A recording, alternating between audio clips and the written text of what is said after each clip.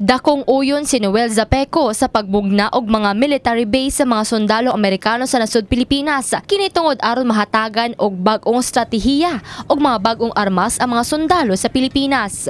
Gamay ra tagpyor sa Pilipinas labi na sa militarization nato diri. Tapos ang issue pod sa South China Sea para natay pwersa pod nga makatabang sa tuwa kay dako ka ng issue.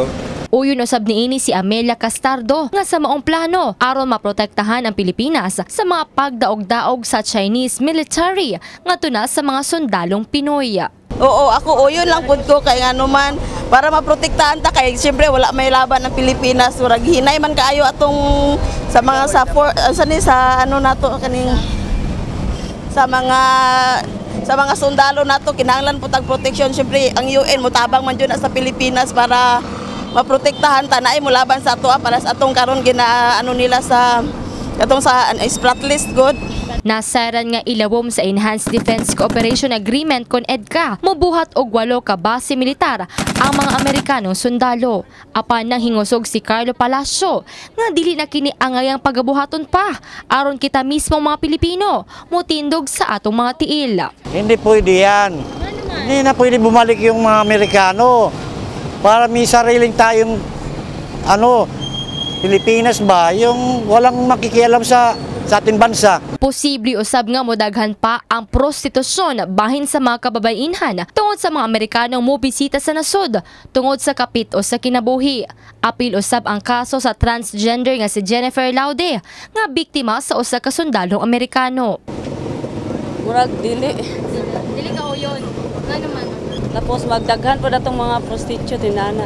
Nasayran nga gikalipay sa Malacañang, Armed Forces of the Philippines ug Estados Unidos ang pagpakusob sa Supreme Court sa pagkakonstitusyonal sa kontrobersyal nga Enhanced Defense Cooperation Agreement kon EDCA. Tungod na gatuo kini nga sa maong pamaagi, mapakusgan pa niini ang strategic partnership sa Pilipinas ug Estados Unidos.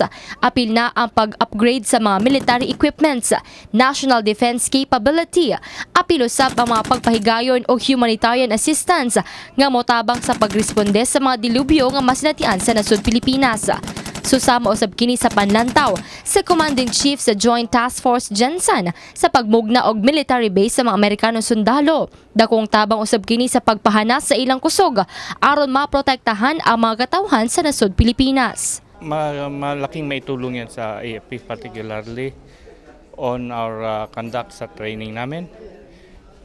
Sa logistics ng ating mga allied forces at ma-enhance din yung security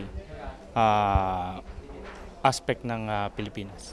Mahinayon man kini o dili, usa lamang ang siguradong handom sa mga katawhan ang adunay balaod nga mo protekta sa matag usa ug dili mahanaw ang nasud Pilipinas sa mapa. Jess Saladuna, Brigada News.